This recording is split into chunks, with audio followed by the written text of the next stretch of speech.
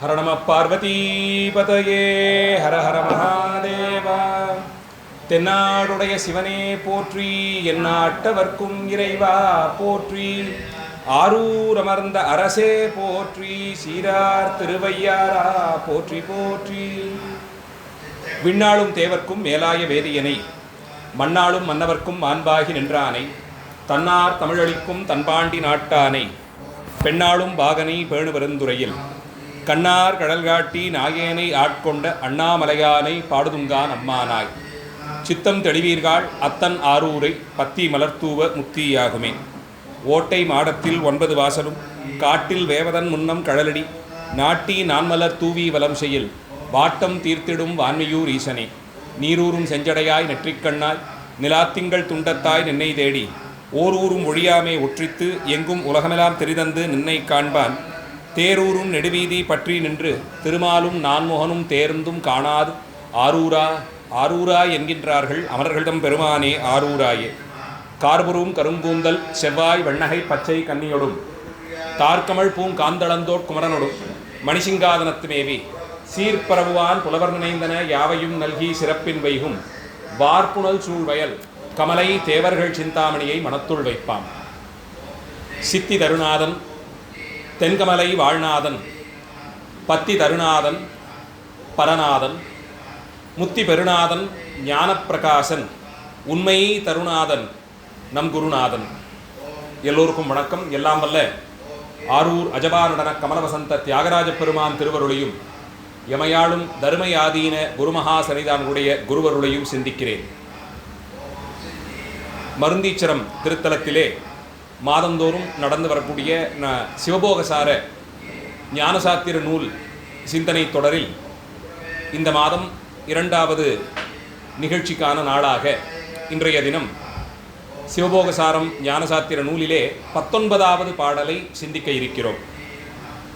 இந்தனத்தில் அங்கி எரியுரு நீர் தேனில் இரதம் கந்தமலர் கந்தமலர் போது வான் கால் ஒளி கண் சந்ததமும் அத்துவிதமாவது போல் ஆன்மாவும் ஈசனுமாய் முத்தியிலே நிற்கும் முறை. இந்த பாடலுக்கு முந்தைய பாடல் 18வது பாடலிலே உயிர்கள் முத்தி இன்பத்திலே ஆழ்ந்திருக்கும் போது ஸ்தூல சரீரத்தை எல்லாம் தொலைத்து இந்த உயிரானது போய் இறைவனுடைய திருவடிகளிலே ஒன்றியிருக்கும் காலத்திலே அதற்கு ஏற்படக்கூடிய அனுபவம் ஆதியந்தம் இல்லாததாய் இருக்கும். அதுவும் சுகமாய் இன்பச் சுகமாய் இருக்கும். அதிலேயும் அது சுகாதீதம் என்றழைக்கப்படுவதாய், சுகம் என்ற உணர்ச்சிக்கு முடிவுரை என்று எதையான சொல்லலாம்னா அதற்கு அப்படி ஒரு வரையறையை நாம் சொல்ல முடியாது. இன்பம் என்பது ஒவ்வொரு நிலையிலும் மாறுபட்டே இருக்கக்கூடிய ஒரு இயல்பினது. அதனால் இன்பம் என்ற தன்மைக்கு நாம் அதீத பொருளாய் அது முடிந்த முடிவான ஒரு நிலையை சொல்ல முடியாது. ஒருவேளை எதையாவது சொல்லலாம் என்றால் அதை சொல்லலாம். அப்படியா இருக்கும் முக்தி நிலை. இன்பச் சுகமாய் சுகாதீதம், அதுவும் ஆனந்த வெள்ளமதுவாய் சுகத்தை அகன்று அது ஆனந்தம், அதாவது அந்தமும் ஆதியும் இல்லாது இருப்பது எதுவோ அதுதான் முக்தி இன்பம். அந்த அளவிலே அதை தெரிவித்திருக்கிறார். அதை தொடர்ந்து அடுத்த பாடலிலே முக்தி இன்பம் இன்ன தன்மை என்று சொல்லிவிட்டீர்கள். இந்த முக்திக்கு இலக்கணம் வகுக்கும் போது சைவாகமங்கள் சிவபெருமானுடைய திருவடிகளிலே லயித்திருத்தல், அதிலே 2 கலத்திருத்தலை முக்தி என்பதாலே இந்த 2 கலந்தது என்பது எப்படி இருக்கும் என்பதை பற்றி பேசுகிறார். இந்திய சமயங்கள் என்பதை கடந்து சென்ற வகுப்பிலும் சொல்லியிருந்தேன்.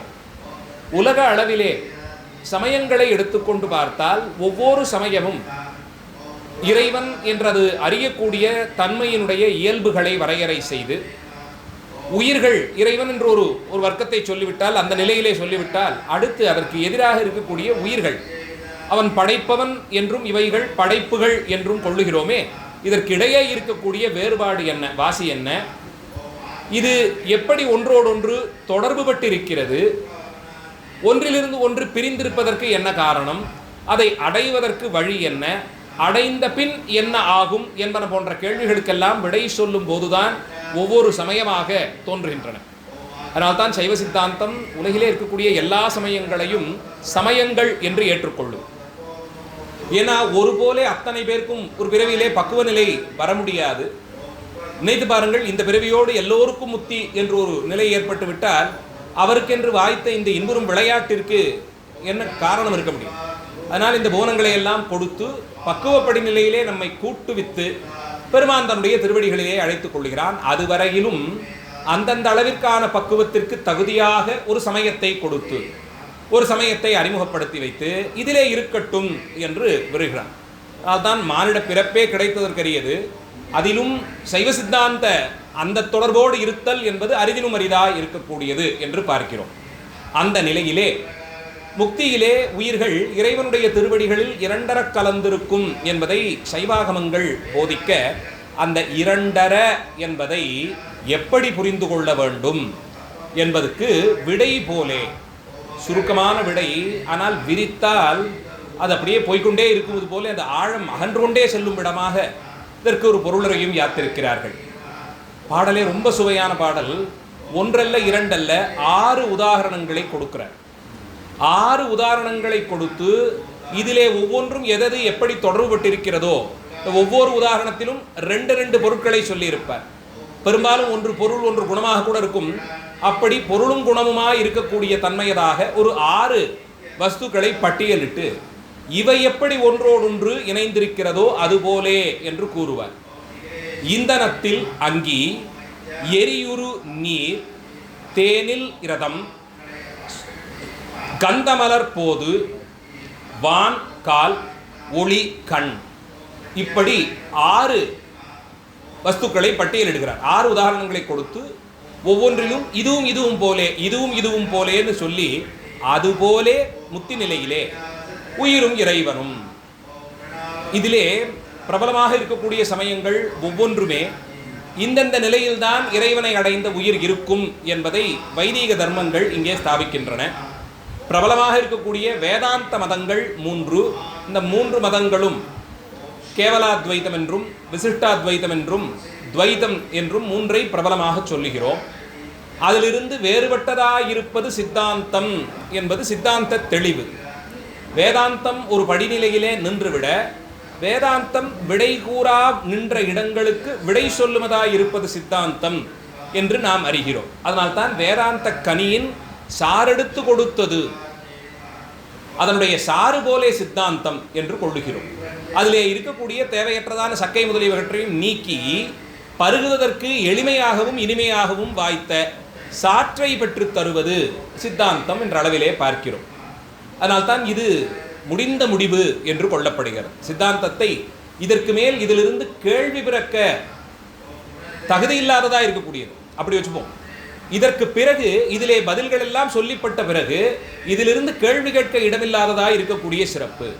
அதுதான் இறைவனே வாய்மொழிந்த சைவாகமங்களுக்கு இருக்கக்கூடிய தனித்துவம். அந்த நிலையிலே இறைவனை அடைந்த உயிரானது முக்தி நிலையிலே இரண்டர கலந்திருக்கும் என்று பொருள் கொண்டால் அந்த இரண்டற்று இருக்கும் தன்மை, அதற்கான இலக்கணத்தை தான் இந்த பாடலிலே சொல்லுகிறார். இந்த 3 வேதாந்த மதங்களுமே ஆதிசங்கராலே பிரபல்யம் செய்யப்பட்டதாக இருக்கக்கூடிய கேவலாத்வைத்தம், ராமானுஜராலே வளர்த்து பிரபல்யப்படுத்தப்பட்ட விசிஷ்டாத்வைத்தம், மத்வாச்சாரியாராலே வரலாற்று ரீதியாக தோற்றுவிக்கப்பட்டதாய் அறியப்படுவதுன்னு இப்படி 3 நிலைகளிலும் இந்த 3 மதங்களினுடைய வரலாற்றையும் பார்த்தால் இந்த 3 மதஸ்தர்களும் அதை பிரபல்யப்படுத்தினார்கள். இந்த 3 மதகுருமார்களும் பிரபல்யப்படுத்தினார்கள். அது அதற்கு முன்பாகவே இருந்து வந்தது என்றே சொல்லும் மரபை பார்க்கிறோம். இந்த 3 மதங்களும் இறைவனோடு உயிருக்கு இருக்கக்கூடிய தொடர்பு, பதிக்கும் பசுவுக்குமான தொடர்பை சொல்லும் விதத்தில்தான் பெரும்பான்மை வேறுபாடு.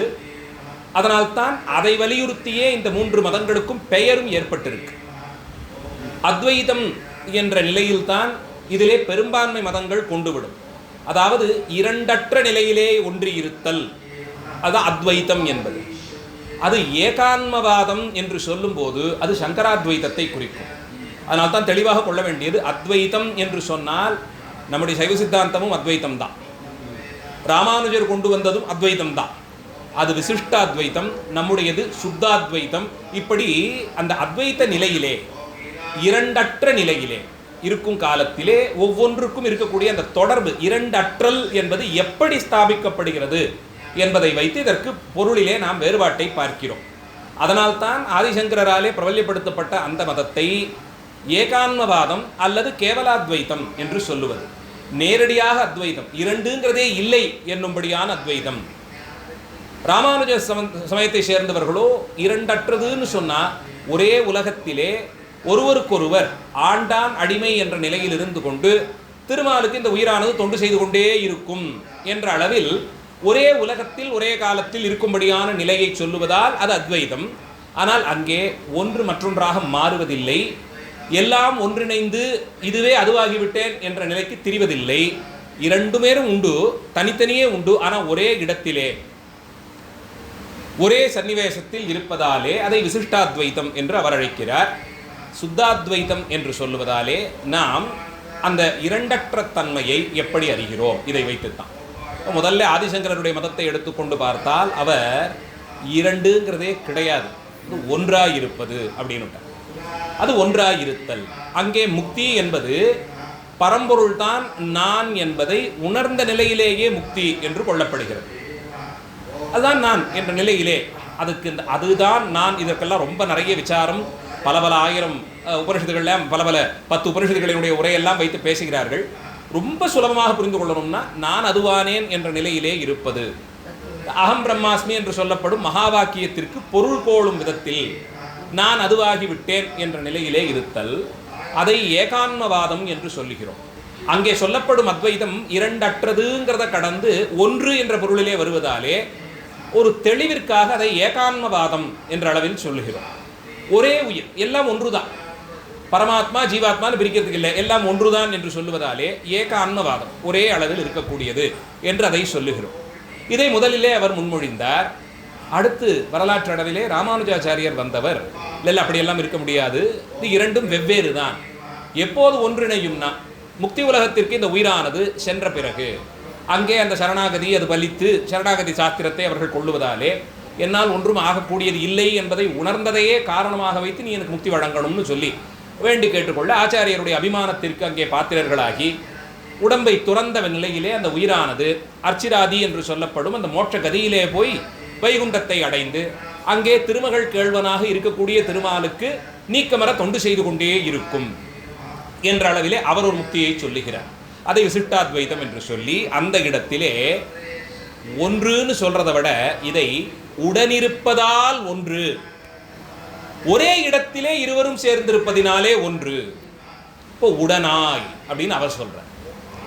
ஒன்றாயின்னு அவர் சொன்னது, இவர் உடனாய்ன்னு சொல்லிடுறார். ஒன்றுபட்டு இருப்பதாலே ஒன்றுதானே தவிர்த்து ஒன்றாகி விட்டேங்கிற அளவிலே இல்லை. ஒரே வைகுண்டம், ஒரே நிலை, ஒரே தளத்திலே இருந்து கொண்டு இருவரும் இயங்குகிறோம், அவ்வளவுதான். நானும் அவரும் ஒரே அலுவலகத்தில் தான் இருக்கிறோம் என்று சொல்லும் அளவில் உடன்பட்டு, அப்போ உடனாயின்னு அது நிற்குது. மூன்றாவதாக இது இரண்டையும் கொள்ளாதவராக துவைதிகளாக வந்த சில ஆச்சாரியர்கள், அவர்கள் இதிலே ஒன்றிருத்தல் என்பதே கிடையாது, உடனாயிருப்பதுங்கிறதெல்லாம் தள்ளிட்டாங்க. மூன்றாவதாக ஒன்று கொண்டு வந்தார்கள். இது இரண்டுமே எப்போதும் வேறுபட்டதாக இருக்கும், துவைத்தம் என்று சொல்லி இது இரண்டும் இரண்டாகத்தான் இருந்து கொண்டு இருக்கும். ஒன்றுபடுதல் என்பதற்கு இங்கே விவஸ்தை கிடையாது என்ற அளவில் இது இரண்டுமே இரண்டு நிலையிலே நின்றுவிடும்னு சொல்லி வேறாயிருத்தல் என்று அவர் ஒரு நெறியிலே நிறுத்துகிறார். மூன்று விதங்களில் இப்போ பார்க்கிறோம். உயிருக்கும் உடம்புக்குமான தொடர்பு போலேத்தான் பெருமானுக்கும் உயிர்களுக்குமான தொடர்பு என்பது ஒன்றாயிருத்தல், உடனாயிருத்தல், வேறாயிருத்தல். சைவாகம ஞானாவரண வழியிலே வந்த மெய்கண்ட தேசிகர் நம் மூன்று பேருடைய வாதங்களையும் வாசித்திருக்கணும். நம் மூன்றையும் பல படிகளாலே கண்டிக்கிறார் சிவஞான போதத்திலே. 3 வயதில் கண்டனம் பண்ணுறார். 3க்கும் குறை 2 வயதிலே இருக்கணுங்கிறாங்க. 2 வயதிலே கண்டனம் பண்ணுறார் அந்த மூன்றையும். அது இந்த கண்டனம்னு சொல்கிறதுனாலே ஒரு விஷயத்தை கண்டிப்பதால் ஒருவர் நமக்கு ஆகாதவர் என்ற பொருளில் பார்ப்பதில்லை. சமீப காலங்களிலே பரபட்சத்தை பற்றி பேசும்போது அந்த சமயத்திலே இதெல்லாம் தோஷமாக இருக்குன்னு சொல்லணும்னாலே அதையெல்லாம் பொதுவெளியில் ஏன் பேசிக்கிட்டுன்னு கேட்குறாங்க. பாரதிய தர்மம் இத்தனை மாறுபட்ட கிளைகளோடு அபிவிருத்தியாகி வந்ததற்கே காரணம் இது போன்று நடந்த ஞான விவாதங்கள் தான். ஒருவரோடு ஒருவர் ஞானத்தை ஆயுதமாக கொண்டு இதனாலேன்னு பிரமாணங்களை காண்பித்து ஸ்தாபித்து வளர்த்ததால் தான் இத்தனை தரிசனங்கள் இங்கே நிலை பெற்றன. அந்த வாத விவாதங்கள் கூடவே கூடாது என்ற அளவில் ஒற்றுமையை ஸ்தாபிக்க தொடங்கினோம் என்றால் எல்லாவற்றையும் ஒரு காலப்பொழுதில் இழந்து விடுவோம். இதையெல்லாம் ஏன் இப்போது பேசிக்கொண்டு கேட்கறதுக்கே இல்லை. கோயில்கள் இருக்கணும்னா இந்த வேதத்தோடு இருக்கக்கூடிய இந்த அத்தனை தரிசனங்களும் இருந்தால்தான் இருக்க முடியும். நாம் நம்முடைய சமயத்தை பின்பற்றுகிறோம்னு சொன்னால் அந்த தரிசனத்தினுடைய லட்சணம் என்னங்கிறதுல தெளிவு இருந்தால்தான் அந்த சமயத்தை நாம் பின்பற்றினோம் ஆகும். அதனால பரபட்சம் பேசும்போது அந்த மதத்தை குறித்த கண்டனம் என்று சொன்னால் அவரை ஏன் நீங்கள் கண்டனம் செய்கிறீர்கள் என்ற கேள்விக்கு இங்கே இடமில்லை. ஆண்டாண்டு காலங்களாக பல நூற்றாண்டுகளாக இங்கே இதுபோல கண்டன கிரந்தங்கள் மூலமாகத்தான் தரிசனங்கள் எல்லாம் நிலை பெற்றன. இவற்றை நீக்கிவிட்டு பார்த்தால் இதனுடைய அடித்தளமே ஆட்டம் கண்டுவிடும். அதனால் தயவு செய்து கண்டன நூல்கள் என்று சொன்னாலே அது நம்முடைய ஒற்றுமையை குலைத்துவிடும் பார்க்காதீர்கள். வேற்றுமையில் ஒற்றுமை தான் கடைசி வரைக்கும் நம்முடைய தர்மத்தினுடைய அடிநாதமாகவே அதைத்தான் இந்த தேசத்திற்கான லட்சணமாக அதைத்தான் நிறுவி இருக்கிறார்கள். இத்தனை வேற்றுமைக்கு நடுவே இருக்கக்கூடிய ஒற்றுமையைத்தான் நாம் கொண்டாடி கொண்டிருக்கிறோம். அதை இழந்து பட்டு போயிட்டோம்னா அப்புறம் இங்கே ஒன்றும் இல்லாமல் போய்விடும். அதனால் தரிசனங்களுக்குள்ளே இருக்கக்கூடிய இந்த பேதத்தை, தத்துவ பேதத்தை அறிந்து கொண்டு நாம் யாரை ஆச்சாரியராக கொள்ளுகிறோமோ அவர் இதை எப்படி கண்டிக்கிறார் என்பதையும் அறிந்து கொள்வதிலே எந்த குறையும் கிடையாது. இப்போ மெய்கண்ட தேசிகர் இந்த ஏனைய தரிசனங்களையும் இது தவிரவும் இன்னும் இருக்கக்கூடிய தரிசனங்களை எல்லாம் அவைதீக தரிசனங்கள் உட்பட கண்டனம் செய்கிறார் தம்முடைய சிவஞான போதத்தில். ஆதிசங்கராச்சாரியார் அதையே செய்கிறார். ராமானுஜாச்சாரியார் அவரையும் சேர்த்து செய்கிறார். அடுத்து மத்வாச்சாரியார் முன்னு சொன்ற 2 பேரையும் சேர்த்தே அவர் கண்டனம் செய்கிறார். ஏனையவர்களையும் கண்டனம் செய்கிறார். இந்த நூல்கள்லாம் எடுத்துக்கொண்டு பார்த்தால் ஒருவர் அத்தனை தூரத்திற்கும் கண்டனங்கள்லாம் இருந்திருக்கின்றன. ஆனால் அந்த கண்டனங்களை தெரிந்து கொள்வதிலே எந்த குறையும் கிடையாது. அதுதான் நமக்கு இருக்கக்கூடிய ஸ்திரத்தன்மையை பலப்படும். அந்த அளவிலே இந்த 3 பேருடைய வாதங்களையும் மெய்கண்ட தேசிகர் கண்டனம் செய்கிறார். எப்படி கண்டனம் செய்கிறார்னா, இது 3மே கிடையாதுன்னு சொல்லலை. ரொம்ப விசேஷமாக சித்தாந்தம்னு சொல்லுவதற்கு என்ன சிறப்புன்னா 3 நிலையிலும் கொள்ளப்படும்.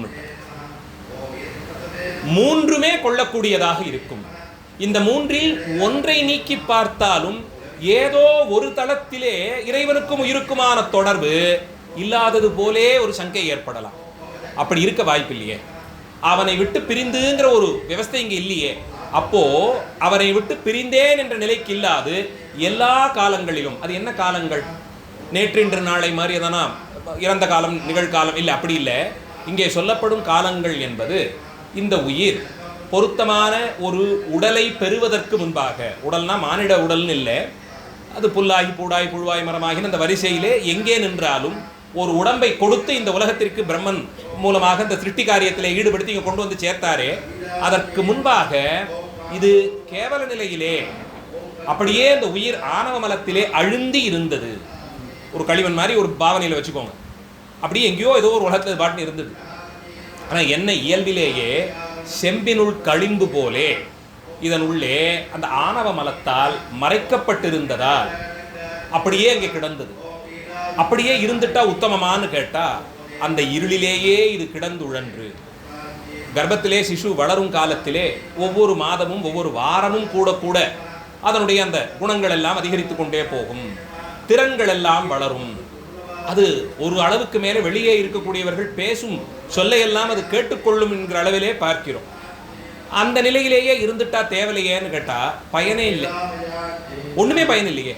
அப்போ இந்த உயிர் வர்க்கம் ஒரு உடம்பை பெற்று அதன் மூலமாக வந்து இந்த கரணகலேவரங்கள் இருப்பதாலே நல்லவற்றை அறிவது, தீயனவற்றை விலக்குவது, செய்யக்கூடிய காரியங்களை செய்வது, அறமற்ற செயல்களிலே செய்யாதிருத்தல், நல்லோரோடு சேர்தல், மற்றவர்களிடத்திலிருந்து விலகி இருத்தல், இதையெல்லாம் செய்து இதன் மூலமாக அனுபவங்கள் பெறப்பெற்று முக்திக்கு போக முடியும்.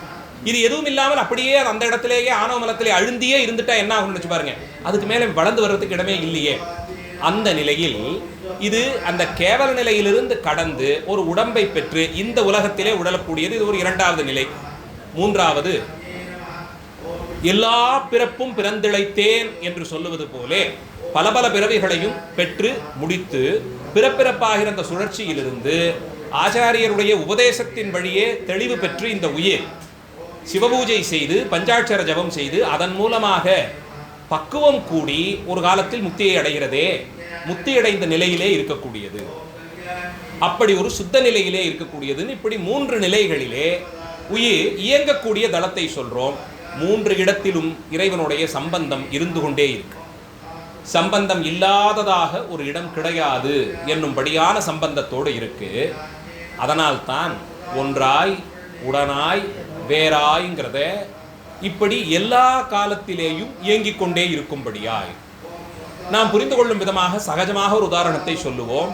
சைவ சித்தாந்தம் எல்லா உயிருக்குள்ளேயும் இறைவன் இருக்கிறார் என்று சொல்லியிருக்கு. இப்போ முதல்ல என்னிடத்தேர்ந்து நான் ஆரம்பித்தேன் என்றால் இந்த உயிருக்கு ஆதார பொருளாக இறைவன் இருக்கிறார், ஏற்றுக்கொண்டேன்.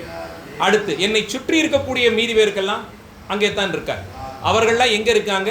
என் உடனேயே இருக்கிறார்கள். ஒன்றாய் இருக்கக்கூடியவனே உடனாய் இருக்கிறான். என்னை சுற்றி இத்தனை பேர் இருக்காங்கன்னா அத்தனை பேரும் இறைவன் தான். அவ்வளவு பேருக்குள்ளேயும் இறைவன் இருக்கான்னா அப்போ ஒரே நேரத்தில் உடனாய் இருக்கிறார். வகுப்பு முடிச்சுட்டு உள்ள போய் சுவாமியை தரிசனம் பண்றோம். அவர் நம்மிலிருந்து மாறுபட்டவராக, வேறுபட்டவராக, பதிப்பொருளாக இருக்கிறார். அந்த அளவிலே வேறாய் ஒரு நிலையில் இதெல்லாம் கலந்து அத்தனைக்குள்ளேயும் அவன் இருக்கக்கூடிய நிலையை பார்க்கும் போது அவனை தவிர வேறொன்றும் அறியாத நிலைக்கு போய் அங்கே இது முத்திய நிலை. அங்க அத்தனை பேருமே இறைவனாக தெரிய தொடங்கிட்டாங்கன்னா அப்போ இங்கேயும் அதுவே தெரிய தொடங்கிவிட்டால் இங்கே எப்படிப்பட்ட ஒரு இரண்டர கலத்தல் ஏற்பட்டிருக்கு, இறைவனை தவிர்த்து வேறு ஒன்றுமே இல்லையே என்பதுபடியே. ஆனா அதே நேரத்தில் உயிர் உயிராகத்தான் இருக்கிறது. அதை படைத்தவன் படைத்தவனாகவே இருக்கிறான். இது ரொம்ப நுட்பமாக அறிந்து கொண்டால் இனிமையாக இருக்கும். ஆக சைவ சித்தாந்தத்தை முடிந்த முடிவுன்னு சொல்றதுக்கு காரணம் மூன்றையும் ஏற்றுக்கொண்டு இந்த மூன்றில் ஒன்றை நீக்கினாலும் அப்படி இருக்க முடியாதுன்னு சொல்லிடுறாங்க. அதனால்தான் இந்த மூன்றிற்கும் உதாரணங்கள் சொல்லும் போது ஏகான்மவாதமாகிற சங்கராத்வைதம் அல்லது கேவலாத்வைதத்திலே சொல்லும் போது பொன்னும் மணியும் போலேன்னு உதாரணம் கொடுக்குறாங்க. அதை அப்படியே நாம் எடுத்துக்கிறது இல்லை.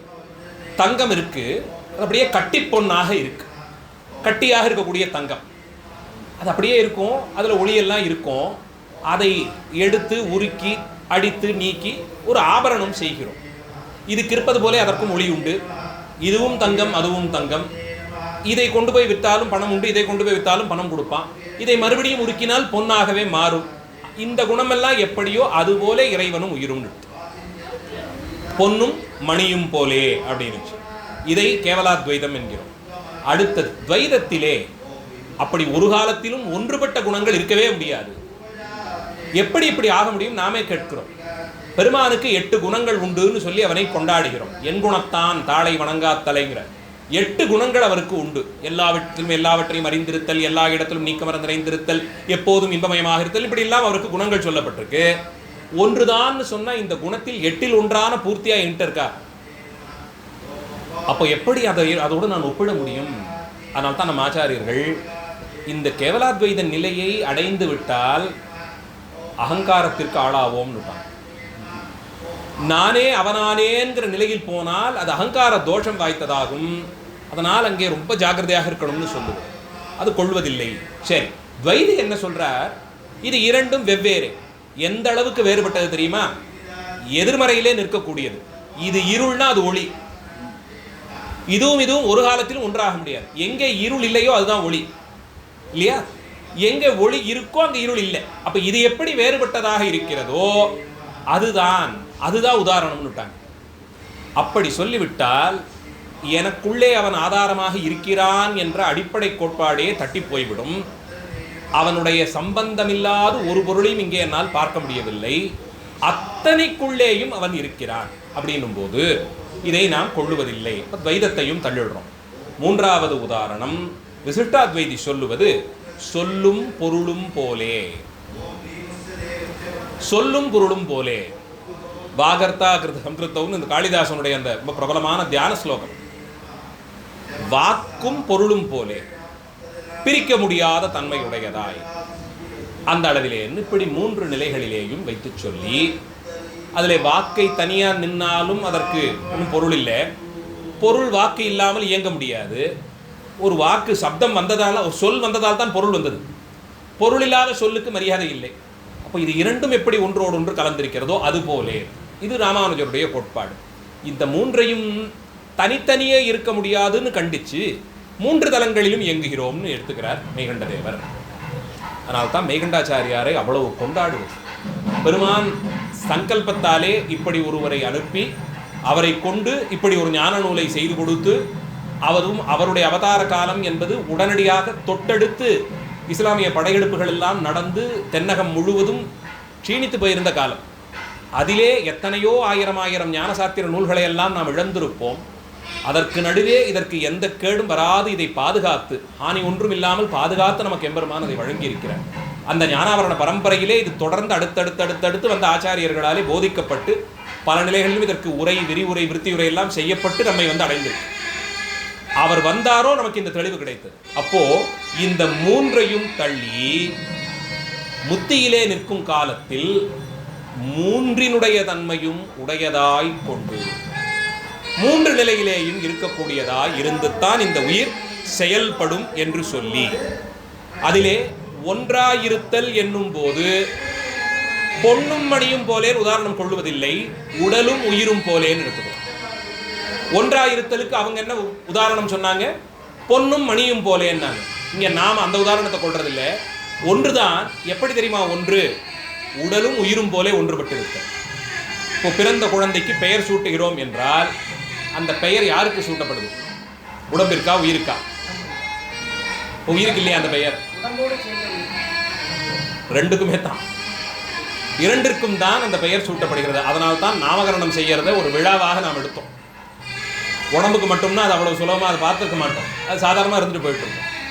பெயரிடுவதற்கு நிறைய விதிகள்லாம் சொல்லப்பட்டிருக்கு. ரொம்ப நிறைய விதிகள் சொல்லப்பட்டு அதுக்கு என்ன தனியாக சிறப்புகள்லாம் சொல்லப்பட்டு, அதனால் அவ்வளவு சாதாரண காரியம் இல்லை. முதல் முன்னம் சடங்காக செய்யப்படக்கூடிய அந்த நாமகரணத்தை அவ்வளவு விசேஷமாக சொல்லுது. நாயன்மார் பெருமக்களுக்கெல்லாம் ஒவ்வொருத்தருக்கும், அதுவும் குழந்தைகளாக இருந்தவர்களை பாடும்போது சம்பந்த பெருமானுக்கும் சீராளத்தேவருக்கெல்லாம் பெயரிடுவதையே சேக்கிழார் பெருமான் கொண்டாடி இருப்பார். சுந்தரமூர்த்தி சுவாமிகளுக்கு பெயரிடுவதையே கொண்டாடி இருப்பார். தாத்தாவினுடைய பெயரை வைக்கிறது தான் வழக்கமாக இருந்தது, பாட்டனார் பெயரை சூட்டுவது. அதுக்கப்புறம் அது விவகாரத்துக்கு அப்படி சொல்ல வேண்டாம், ஒரு ஒரு சடங்காக அதை காதில் சொல்லி வச்சுடுவோம், அப்புறம் விவகாரத்துக்கு வேறு ஏதோ ஒரு பேரை வச்சுக்கலாம்னு மாறித்து அப்புறம் எதுக்கு இதை கஷ்டப்பட்டுக்கிட்டுன்னு மொத்தமாகவே விட்டு விலகி வந்துட்டோம். ஒன்று நாம் பூஜிக்கக்கூடிய ஆன்மார்த்தமாக இருக்கக்கூடிய எம்பெருமானுடைய திருநாமத்தை சாத்துவது, இல்லை நாம் இருக்கக்கூடிய தலத்திலே இருக்கும் பெருமான் திருநாமத்தை சாத்துவது, இல்லை திருமுறைகளிலிருந்து ஒரு திருநாமத்தை எடுத்து சாத்துவது, ஒன்றுமில்லைன்னா பாட்டனாருடைய பெயரை சாத்துவது. இதுதான் வழக்கமாக இருந்து வந்திருக்கு. இந்த வழக்கங்கள் எல்லாம் மீண்டும் நிலை கொள்ளும் போது இழந்த நிலைகளிலிருந்து நாமும் மீண்டு வருவதற்கு வாய்ப்புகள் உண்டு. வாயார அப்படி இறைவன் திருநாமத்தை ஒவ்வொரு முறையும் சொல்லி அழைப்பதற்கே பிள்ளை பெறலாம் என்பது போலே கொண்டிருந்த காலம். ஞான சம்பந்தம்னு பெயர் இல்லாத ஒரு வீடு இருக்க முடியாது, அந்த பெயரோடு குழந்தை இல்லாத வீடே இருக்க முடியாத ஒரு காலம் எல்லாம் இருந்திருக்கு. அப்படிப்பட்ட திருநாமங்களை எல்லாம் சாட்டி மகிழ்ந்தார்கள். அப்போ உடம்பிற்குன்னு வைக்கக்கூடிய பெயரானது உடம்பு உயிர் இரண்டுக்குமானதாகத்தான் பார்க்கிறேன், இரண்டிற்குமானதாகத்தான் பார்க்கிறேன். ஏன் சொல்றேன்னா, அது உயிருக்கானது இல்லைன்னு சொன்னா, இந்த ஒரு ஏதாவது ஒரு ஊருக்கு போறதுக்கு பயணச்சீட்டு ரசீது ஒன்று முன்பதிவு பண்ணிட்டு போறோம், போகும்போது போயிட்டோம், அங்க போனதுக்கு அப்புறம் போயிட்டோம், திருப்பி கொண்டு வரணும். விமானத்தில் நமக்கு திரும்பி வர்றதுக்கு சீட்டு இருக்கு, ஏன் உயிர் போயிட்டுது, நான் உடம்பு இருக்கு, அந்த சீட்டில் இதை உட்காந்து வச்சு கூட்டிட்டு வர முடியுமான்னா, உயிர் போயிட்டா அப்போ இதுக்கு பயன் இல்லாமல் போகுது. ரெண்டுக்குமாக தான் பார்க்கும். அதனால தான் அதை முக்கியமான ஒரு சடங்காக வைத்து பார்க்கிறோம். பெயர் சூட்டுவதை ஒரு சடங்காக வைத்து பார்க்கிறோம். அந்த அளவில் ஒன்றாயிருத்தல் எப்படின்னா, உடம்பு உயிரும் போலே ஒன்றாயிருந்து. இரண்டாவது, அது வேறாயிருத்தல், வேறுபட்டு இருக்கும். எப்படி தெரியுமா? கண் அருக்கண் போலே என்ற, அருக்கன்னா சூரியன், அர்க்கன் என்பது சூரியனுடைய திருநாமம். கண்ணொளியும் சூரிய ஒளியும் போலே வேறுபட்டு இருத்தல். எதனாலே இது? ஒரு பொருளை பார்க்கணும்னா கண் பார்வை இருக்கணும். கண் பார்வை மட்டும் போருமா? ஒளி இருக்கணும். அந்த ஒளி இருந்தால்தான் கண்ணில் பாவையிலே அது பட்டு தெரித்து எதிரே இருக்கக்கூடிய பொருளை காட்டி கொடுக்கும். கண் பார்வை மட்டும் இருந்துட்டால் போதுமா? முடியாது. பார்வை இல்லாமல் சூரிய ஒளி மட்டும் இருந்துட்டா பார்க்க முடியாது. இது இரண்டும் வெவ்வேறு குணத்தை உடையன, வெவ்வேறு தளத்தில் இயங்குவன. ஆனால் இது இரண்டும் சேர்ந்து தான் அடைய வேண்டியதை காட்டி கொடுக்கிறது. அந்த அளவில் வேறுபட்ட தன்மை என்பது அப்படி. ஒன்றை ஒன்று பிரித்து விட்டால் இது இயங்க முடியாதபடிக்கு வேறுபட்டு இருத்தல். ஆனால் ஒன்றை ஒன்று எப்படி சம்பந்தப்பட்டிருக்கோ அந்த அளவிலே. இது வேறாய்க்கு உதாரணம். மேலே உடனாய் என்பதற்கு உதாரணம் சொல்லும் போது உயிரறிவும் கண்ணொளியும் போலேங்கிற. இப்போ கண் பார்வை இருக்கு, வெளிச்சமும் இருக்கு. நல்ல வேளை இறைவன் வெளிச்சத்திலே நாம் கண் கொண்டு பார்க்கும் பொருளை உள்ளுக்குள்ள அறிவிக்கிறதுக்கு கண் பார்வைக்குன்னு ஒரு அறிவை கொடுத்துருக்கார். கண்ணிலிருந்து அந்த நரம்பு பெற்ற செய்தியை கொண்டு போய் உள்ள கொடுக்குது. ஏன் நீ பார்க்கிறிய, எதிர்க்க வர்றவர் இன்னார், அவரை இப்படி நீ நமஸ்கரிக்க வேண்டும், அவருடைய பெயர் இது, இதையெல்லாம் சொல்ற. பல நேரங்களில் என்ன ஆகுது, யாரோ ஒருத்தர் வந்து ரொம்ப நல்லா இருக்கீங்களா, எப்படி இருக்கீங்க எல்லாம் விசாரிக்கிறார். 10 நிமிஷம் கழிச்சு அவர் போனதுக்கு அப்புறமா யார் இவர்னு ரொம்ப நேரம் யோசிக்கணும். அப்போ அந்த அறிவிக்கக்கூடிய தன்மை எங்கேயோ கொஞ்சம் இடர்பட்டு போயிருக்கு. அப்ப அதற்கு முன்பாக அதை அறிவிப்பதற்கு ஏதோ ஒன்று இருந்தது. அது இல்லாமல் இருந்தால் கண் பார்வை இருந்தென்ன, சூரிய ஒளி இருந்தென்ன, அந்த அறிவிக்கக்கூடிய அறிவு இல்லாமல் போய்விட்டால் பயன் இல்லையே. அப்போ உயிர் அறிவிக்கும் கண்ணொளிக்குமான சம்பந்தம் எப்படி உடன்பட்டிருக்கோ அதன்படி உடன்பட்டிருந்து அந்த அளவிலே ஒன்றாய் உடனாய் வேறாய் என்றபடிக்கு இந்த 3 குணங்களையும் சுந்தரமூர்த்தி சுவாமிகள் சொல்லும் போது யான் செய்யும் துரிசுகளுக்கு உடனாய்னு சொல்லுவார். ஏழிசையாய் இசைப்பயனாய் என்னுடைய தோழருமாய் நாரம்பி யான் செய்யும் துரிசுகளுக்கு உடனாய் என்னுடனே இருந்தவர் செயல்படுகிறார். அந்த நிலையிலேயே இருந்ததால் தான் உன்னை தவிர எனக்கு இதை யார் செய்ய முடியும்னு கேட்டார். அர்த்தராத்திரி வேளையிலே எம்பெருமான் வீதிகளிலே எழுந்தருளி தூது நடந்தார். பசித்து இழைத்தேன் உட்கார்ந்தார்னா இவருக்காக வேண்டி எம்பெருமான் பலியேற்க வீடு வீடா போய் கதவு தட்டி பலியேற்றார். உடனாயிருத்தல் என்பது அந்த அளவிலே உடன்பட்டிருத்தல்.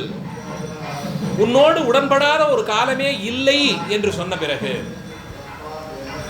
உனக்கு ஆளாகாத காலம் என்று ஒன்று உண்டான அறிந்தவருக்கு உடன்பட்டே எப்போதும் இருந்தார் என்ற நிலையில் இந்த 3ஐயும் ஏற்று சைவ சித்தாந்தத்திற்கு மட்டுமே தனித்த சிறப்பு இந்த ஒன்றாய் உடனாய் வேறாய்ங்கிறது. தானாய் வேறாய் உடனானான் இடம் வீழிமிடலையே. இந்த பாட்டு ரொம்ப முக்கியமான பாட்டு.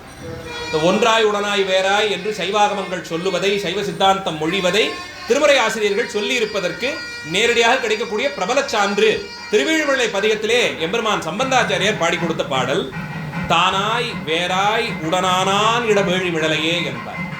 அந்த நிலையில் இந்த 3 நிலைகளிலும் நின்று அப்பர் சுவாமிகள் ரொம்ப முக்கியமாக, இன்னும் பாட்டுக்குள்ளேயே போகலன்னு நினைக்க வேண்டாம். இந்த உதாரணங்களை பார்த்தோம்னா பாட்டு கொஞ்சம் சுலபமாக புரிஞ்சிடும். அப்பர் சுவாமிகளுடைய ரொம்ப பிரபலமான பாடல் விரகிற் தீயினன் பாலில் படுனை போல் மறைய நின்றுளன் மாமணி சோதியான். 3 உதாரணங்களை சொல்றார். விரகில் தீ, பாலில் படுனை, மாமணியுள் சோதி. இந்த 3 உதாரணங்களை கொடுக்கிறார். விறகிலே எப்படி தீ கலந்திருக்கிறதோ அதுபோலே, பாலில் படுனை எப்படி கலந்திருக்கிறதோ அதுபோலே, மாமணியில் சோதி எப்படி கலந்திருக்கிறதோ. நல்ல உயர்ந்த ஜாதி ரத்னக்கல்லை எடுத்துக்கொண்டால் அதிலே ஒளித்தன்மை கலந்திருக்குல்ல சோதி, அது இந்த 3னுள்ளும் மறைய நின்றுளன். இந்த மறைய நின்றுளன்ங்கிறது எல்லாத்துக்கும் பொருந்தும். விறகில் தீ போலே மறைய நின்றுளன், பாலில் படுனை போல் மறைய நின்றுளன், மாமணியுள் சோதி போலே மறைய நின்றுளன். இந்த 3ஐயும் சொல்ற. 3 உதாரணங்கள் இதுக்கு சொல்லணுமா? 3 உதாரணங்கள் சொல்ல வேண்டிய அவசியம் இருக்கா? ஏன்னா உதாரணங்கள் கீழே பார்க்க போறோம். 6 உதாரணங்களை சுவாமி சொல்ற. 6ஐயுமே உதாரணம் வச்சுக்கிட்டா இது புனராவர்த்தின்னு சொல்லப்படுற ஒரு தோஷம் ஏற்படும். ஒரு விஷயத்தை ஒரு வாட்டி தான் சொல்லணும் ஒரு பாட்டில். ஒன்னையே மறுபடியும் சொல்லிட்டு போனா கூறியது கூறல் அப்படின்னு தமிழ் இலக்கணம் இதற்கு ஒரு தோஷத்தை முன்வைக்குது. அது குறையாய் போயிடும். அப்படி சொல்ல முடியாது. ஒரு வாட்டி தான் சொல்லணும். ஒரு உதாரணம் ஒன்று தான் சொல்லணும். பலபடியாக ஒன்றுக்கே இத்தனை உதாரணங்கள் சொன்னார். மறைய நின்றுள்ளன்னு சொல்லிட்டீங்க. எப்படின்னா விறகிலே தீ எப்படி மறைந்திருக்கோ அது போலே, அதோட விட்டு விடலாமே. அதுக்கப்புறம் என்ன பாலில் உள்ளே படுனை போலே, மாமணியுள் சோதி போலே, இது எதுக்கு இப்படி சொல்லணும்? அப்போ இது 3ஐயும் மேலோட்டமா வெறும் உதாரணமா சொல்லல. 3ஐயும் 3 வெவ்வேறு தளத்திலே இயங்கக்கூடிய 3 பேருக்கு தனித்தனியே சிறப்பித்து உதாரணமா சொல்ற. எப்படி உயிர்களை அவரவர்களுடைய மல சம்பந்தத்தாலே 3ஆக பிரிக்கிறோம்.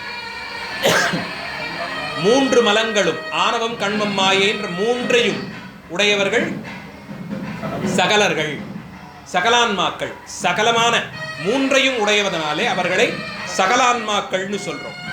அடுத்தது அதிலே ஆணவம் கண்மம் இரண்டை மட்டும் கொண்டிருக்கக்கூடிய ஆன்மாக்கள், அவை மாயாமலத்தை கடந்திருப்பன. அதாவது இந்த உலக சம்பந்தத்திற்கு அப்பாற்பட்டு இருக்கக்கூடியவைகளை, தேவகூட்டம் எல்லாம் இருக்கு, அவர்களை பிரளயாகலர் என்று அழைக்கிறோம்.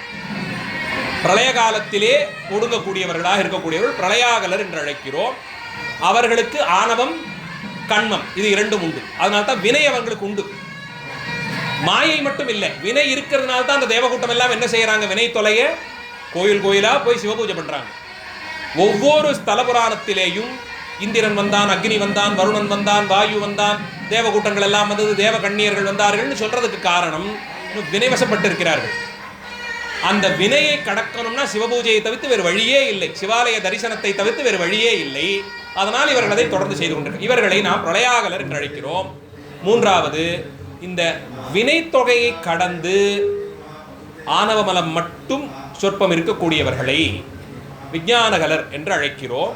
அவர்களுக்கு அந்த ஒரு மலம் மட்டும் உண்டு, ஆணவம் மட்டும் உண்டு.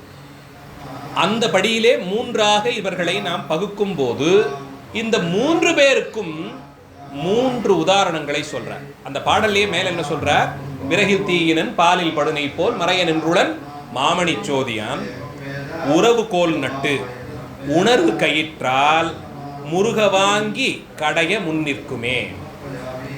இப்போ இதுல மூன்று பேர்ல அந்த மாணிக்கத்திற்குள்ளே சோதி அப்படின்னு சொல்லுவது மாமணி சோதிங்கிறார் இல்லையா, அதற்கு வினை என்னன்னா அது முன் நிற்கும். எப்படி? இயல்பாகவே இருக்கும், ரொம்ப பிரச்சனை பண்ணிக்க வேண்டாம். ஒரு ரத்தன கல்லை அப்படியே பெற்றாலே அதுல ஒளி இருக்கு, பெற்றால் அப்படியே ஒளி இருக்கு, அது அப்ப முன் நிற்கும். அதை போட்டு கடைய வேண்டிய அவசியம் இல்லை, கஷ்டப்பட்டு கடைய வேண்டிய அவசியம் இல்லை, முருக வாங்கி கடைய வேண்டியது இல்லை. அடுத்தது பிரளயாகலருக்கு அது பாலில் படுனை போலே இருப்பதாலே உறவுகோல் நாட்டு உணர்வு கயிற்றால் கடைய முன்னிற்கும். அது பாலில் படுனை போல், அத ஒரு மத்தை நட்டு கடைஞ்சோம்னா வந்துடும். விறகில் தீ முருக வாங்கி கடைந்தால் தான் முன்னிற்கும். அதுக்கு இந்த யாக காரியங்களுக்கெல்லாம் இப்போ அக்னி பிரதிஷ்டை நிறைய காணொளிகளாக இப்போ பார்க்கிறோம், சமூக வலைதளங்களில் நிறைய வருது. அதில் அக்னி பிரதிஷ்டைக்கு ஒரு யாக காரியம் தொடங்குவதற்கு முன்பாக அக்னி பிரதிஷ்டைக்கு அதுக்குன்னு ஒரு கடையக்கூடிய ஒரு மத்து போலே இருக்கும், அதுக்கு ஒரு கயிறு இருக்கும், ஒரு வேதியர் அதை பிடித்துக் கொள்வார். அது கீழே கொஞ்சம் அந்த நாரெல்லாம் போட்டிருப்பாங்க. அந்த இடத்திலே பிடித்து அதை கடையும் போது, வேக வேகமாக கடையும் போது, அந்த மத்தும் கயிறுமாக சேர்ந்தது கடையும் போது கீழே இருக்கக்கூடிய மரப்பாத்திரத்தோடு அது உராயும் போது அந்த உறைவினாலே வெப்பம் ஏற்பட்டு அந்த வெப்பம் ஒரு தீப்பொறியாக பற்றும்.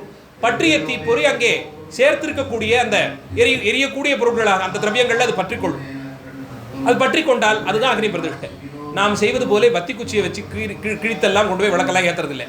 முதல்ல வீடுகளில் அக்னி பிரதிஷ்டை ஒரு கிரகத்துக்கு பிரவேசம் பண்ணுறோம் அப்படின்னா அப்போது கூட அங்கே அதற்கு முன்பாக இருந்த வீட்டிலிருந்து அக்னியை பாதுகாத்து கொண்டு வந்து அதை அடுப்பங்கரையில் சேர்த்து வச்சுடணும். அந்த அடுப்பிலே இட்ட அக்னி ஒரு காலத்திலும் அணையாது பார்த்து கொள்ள வேண்டியது வீட்டில் இருக்கக்கூடிய தலைமகளினுடைய கடமை. இரவு வேளை எல்லாம் உணவெல்லாம் உண்டு முடித்த பிறகு ஒவ்வொரு நாளுமே அது மண்ணடுக்காக இருந்ததினாலே அதுல இருந்து அந்த தணலை எல்லாம் நீக்கணும். அதில் கறி எல்லாம் சேர்ந்துருக்கும். அப்போ என்ன பண்ணுவாங்க, அதில் மேலோடு இருக்கக்கூடிய 2 தணல் இருக்கக்கூடிய வரட்டியையோ இல்லை விறகையோ ஒரு பித்தளை பாத்திரத்தில் போட்டு வச்சுருவாங்க. அதுக்கு ஒரு பித்தளை பாத்திரம் இருக்கும், அதில் போட்டு வச்சுட்டு மீதி சாம்பல் அத்தனையும் நீக்கிடுவாங்க. அந்த கறி சாம்பல் எல்லாத்தையும் நீக்கித்தான் பல் தேக்க பயன்படுத்துவாங்க. அதுலேருந்து நீக்கி அதுக்கு அடியனே பார்த்துருக்கேன், பாட்டனார் வீட்டில் புழக்கடையில் ஒரு கண்ணாடி பெட்டு, ஒரு கண்ணாடி பாத்திரம் இருக்கும், அதில் இதை சல்லிப்பாங்க. மத்தியான வேளையில் சின்ன பசங்களுக்கு இதுதான் வேலை. ஒரு துணியில் போட்டு அதை சல்லிச்சு வந்த கறியை மட்டும் தனியாக எடுத்து வச்சுப்பாங்க. அது ஒருத்தரும் தனியாக, சிலர் ரொம்ப கொஞ்சம் ஆச்சாரமாக இருக்கவங்க அதுக்கு தனியாக ஒரு கொட்டாங்குச்சியில் அவங்களுக்குன்னு தனியாக வச்சுருப்பாங்க. அதை எடுத்து அவங்க பயன்படுத்திக்கிறதுக்குன்னு பல் தேக்கிறதுக்கு இந்த சாம்பல் போயிடும். முதல்ல எடுத்து வச்ச தணல் இருக்கே, இப்போ சுத்தம் பண்ண உடனே அந்த அடுப்பு முழுக்க சாணத்தாலே மெழுகி ஒவ்வொரு நாளும் புதுசாக மெழுகுவாங்க. இல்லை குறைஞ்சபட்சம் வாரத்தில் 1-2 நாள் செவ்வாய் வெள்ளியிலான மெழுகிறது உண்டு, வழக்கம் உண்டு. மெழுகி அதில் கோலமிட்டு அந்த தணலை மட்டும் அதிலே பாதுகாத்து வைக்கணும், தணலை பாதுகாத்து வைக்கணும். இப்போ மறுநாள் வரும்போது உலையினாலே ஊதி அந்த கனலை வளர்த்து விட வேண்டியது அந்த பெண்ணினுடைய செயல். அம்பிகை இந்த செயலை செய்கிறாளாம். எப்போது? சம்ஹார காலம் எல்லாம் முடிச்ச பிறகு அந்த சுத்தமான அக்னியை எம்பெருமான் பாதுகாத்து கொடுக்கிறார். சம்ஹார அக்னியில கடைசியில் எடுத்து கொடுக்கிறார். உலகிலே ஊதி உலகக்கணல் வளர்ப்பாள்னு இந்த புராணம் சொல்லக்கூடிய செய்தியை பாரதியார் பாடுறார். ஒரு சாமானிய கவிதான். ஆனால் இந்த மாதா பராசக்திங்கிற பாட்டு, நவராத்திரி பாடல்கள்னு ஒரு பாடல் எழுதுற, அதில் அம்பிகை ஆதிபராசக்தியாக பாடி, அப்புறம் மலைமகளை பாடி, திருமகளை பாடி, கலைமகளை பாடுவார். அதிலே இதை சொல்லுவார். உலையிலே ஊதி உலகக்கணல் வளர்ப்பாள், நிலையில் உயர்ந்தவள் நேரே அவள் பாதம் தலையிலே தாங்கின்னு சொல்லுவார். உலையிலே ஊதி உலகக்கணலை வளர்க்கக்கூடிய செயல், அது உலகத்திற்கான அக்னியை அம்பிகை செய்வது. வீட்டிலே அதை தலைமகளாக இருக்கக்கூடியவள், இந்த வீட்டிற்கான குடும்ப தலைவியாக இருக்கக்கூடிய பெண் ஒவ்வொரு நாளும் காலையிலே அந்த அக்னியை வளர்த்து கொடுத்து, அதிலிருந்து தான் வைதிக சடங்குகளுக்கு அக்னி போகணும். கோயிலிலேயும் பாதுகாப்பு கருதி கர்ப்பகிரகத்தில் இருக்கக்கூடிய விளக்கெல்லாம் அடைக்கிறோம், குளிர வைக்கிறோம். ஆனாலும் ஒரு விளக்கான எரியும்படியான விளக்கங்கள்லாம் உண்டு. தியாகராஜ சுவாமி சன்னதியிலையும் சரி, தில்லையிலேயும் சரி, மத்தியான நேரத்தில் கோயில் சாத்தினாலும் விளக்குகள் எரிந்து கொண்டிருக்கும். ஆனால் காலையில் திருப்பி தீப பிரதிஷ்டைக்கு அக்னி வேணுமே, மடப்பள்ளியில் இருக்கக்கூடிய அக்னி எரிந்து கொண்டிருக்கும். அதை ஜாக்கிரதையாக வச்சுப்பாங்க. இன்றைக்கும் கூட உலக அளவிலே பழைய பழங்குடி சமூகங்கள்லாம் இருக்கே, இன்னும் பழமை மாறாது இருக்கக்கூடிய சமூகங்களில் அந்த குடிக்கூட்டத்திற்கு தலைவன் யாரோ அக்னியை பாதுகாப்பது அவனுக்கான கடமை, அக்னியை கடன் வாங்குவது அவனுக்கான கடமை. அந்த காலத்திலே அக்னியை அப்படி ஒருவேளை விட்டு போயிடுச்சுன்னா அதே அளவுக்கு தகுதியாக இருக்கக்கூடிய வீடுகளில் போய் நெருப்பு கடன் வாங்கிட்டு வருவாங்க. நெருப்பு கடன் வாங்கிறதுன்னு வழக்கம் உண்டு. வைணவ திவ்ய பிரபந்தத்திலே பெரியாழ்வார் இதை சொல்ற. அண்டை அகத்திற்கு நெருப்பு வேண்டி சென்று இறை பொழுது அங்கே பேசி நின்றேன்னு சொல்லி ஆழ்வார் பேசுறார். அப்ப நெருப்பு கடன் வாங்கிறது ஒரு வழக்கம் நம்மகிட்ட இருந்தது. தயிர் கூட அப்படித்தான் கடன் வாங்கிட்டு வருவாங்க. ரொம்ப நாளைக்கு அந்த தயிர் பழகி பழகி பழகி அந்த சுவை குன்றி போய்விட்டால் அதே அளவுக்கு ஆச்சாரங்கள் கடைபிடிக்கக்கூடிய வீட்டுக்கு அனுப்பி தயிர் வாங்கிட்டு வாங்க. அதுக்கு இந்த திதியில தான் போகணும், இந்த நேரத்தில் போகணும், இந்த நட்சத்திரத்தில் போகணும்னு விதிகள்லாம் உண்டு. அந்த மாதிரி ஒரு தகுதியான நேரத்தில் போயிட்டு குழந்தைகிட்ட போய் வாங்கிட்டு வரும் அந்த தயிரை. அந்த தயிரை கொண்டு தான் துவச்சி அடுத்து ஒரு சாதம் சாப்பிட்றதுக்கு ஒரு பொருள்னாலே அதனுடைய வழியை அறியாமல் கொள்ளுவது நமக்கு வழக்கமே கிடையாது. எங்கிருந்து வந்ததுன்னு ஆராயாது அதை உண்பதுங்கிறது நமக்கு வழக்கமே கிடையாது. அந்த ஆச்சாரத்தை இழந்தது தான் எல்லாவற்றையும் இழப்பதற்கு முதல் படியின் அடியனுடைய தனிப்பட்ட கருத்து. அந்த ஆச்சாரத்திலே என்று வழுவினோமோ படிப்படியா ஒவ்வொன்றையும் இழந்ததற்கு முதல் படி அதுன்னு நான் மனசார நம்புறேன். அது பணி நிமித்தமாக வெளியூருக்கு வந்தாச்சு, பல காரணங்கள் சொல்லப்படுகிறது. பெருமானதை சௌகரியப்படுத்தி கொடுக்கணும். முடிந்த அளவிலும் நம்மாலானதை, அடியன் இதை சொல்லும் அளவிலே சொல்லிவிடுகிறேன், முடிந்த அளவில் செய்யுங்கள் விண்ணப்பம் தான் வைக்கிறேன். அடியனாலே முடியுமான்னா நிச்சயமா இல்லை, செய்யக்கூடிய நிலைமையில் அடியன் இல்லை. தோஷம்தான் என்னவானாலும் ஏதோ ஒரு காலத்திலே அது அமையக்கூடியதான ஒரு வாய்ப்பை பெருமான் நமக்கு வழங்குவானே ஆயின் விதிக்கப்பட்டிருக்கக்கூடிய சுத்திகளை எல்லாம் செய்து கொண்டு இனி ஒரு முறை வெள்ளை கொள்வதில்லைன்னு ஒரு வழக்கத்தை கொண்டு வரலாம். முடிந்தளவேனும் குறைக்கலாம்ங்கிறதை ஒரு விண்ணப்பமாக வைக்கிறேன். பல காரணங்கள் உண்டு. ஆச்சாரம் என்பத நிலையை கடந்து சமீப காலங்களிலே உணவு விஷயத்திலே ஏற்பட்டிருக்கக்கூடிய குழப்பங்களை எல்லாம் பார்க்கிறோம். அது எத்தனை பெரிய உணவகமாக இருந்தாலும், எத்தனை ஆயிரத்துக்கு அங்கே என்ன நீங்கள் செலவு செய்து பார்த்தாலும் அதனுடைய சுத்தம் என்ன அளவில் இருக்குன்னு நம்மாலே யூகிக்கக்கூடியதாகவே இல்லை என்பது தான் நிதர்சனமாக இருக்கு. ஆனால் அந்த நிலையில் தயிர் கடன் வாங்கி வருவது போல நெருப்பு கடன் வாங்கி வருவதெல்லாம் வழக்கமாக இருந்தது. அந்த அக்னியை அப்படித்தான் பாதுகாப்பார்கள் வீட்டில். அப்போ அந்த அக்னிக்கான பிரதிஷ்டையை வத்திப்பட்டியை வச்சு கிழித்து விளக்கேற்றுவது நமக்கு வழக்கம் இல்லை. இந்த அளவில் அதற்கான சூக்தங்கள்லாம் ஜபிக்கப்பட்டு சுத்தி இருந்து வேதியர்கள் அந்த சூக்தங்களை ஜபம் செய்ய அந்த உறவுகோல் நட்டு உணர்வு கயிற்றாலே முருக வாங்கி கடைய ரொம்ப சிரமப்பட்டு முறுக்கி அதை கடைந்தால் ரொம்ப நேரத்துக்கு கடைஞ்சி முடிச்சா பட்டுன்னு அதுலேருந்து ஒரு பொறி வரும். உடனே அதன் மேலே கொஞ்சம் தேங்காய் நாரை போடுவாங்க. எது உடனே தீப்பிடிக்குமோ அதை சேர்ப்பார்கள்.